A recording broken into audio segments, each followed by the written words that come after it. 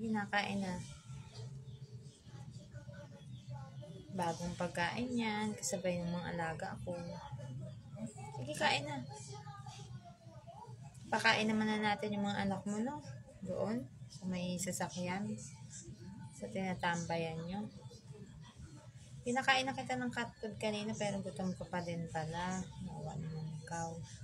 Sige, ubos mo yan. Alam mo na yung bahay namin, no? Nakaabang kami sa pintuan, no?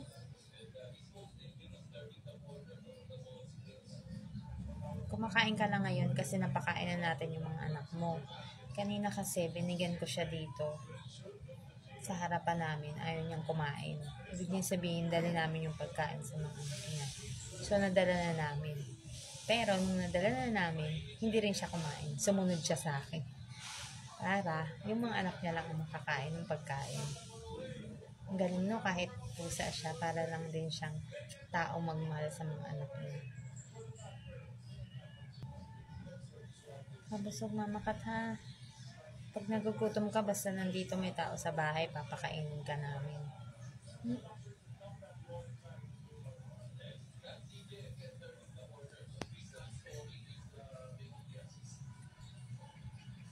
Busog ka na?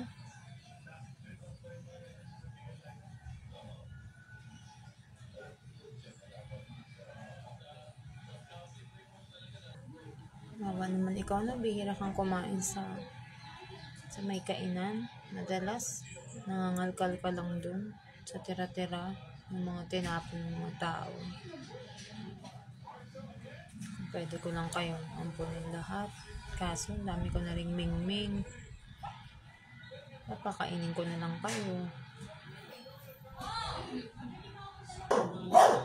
Busog ka na ba? Oo, bang masagasaan ka?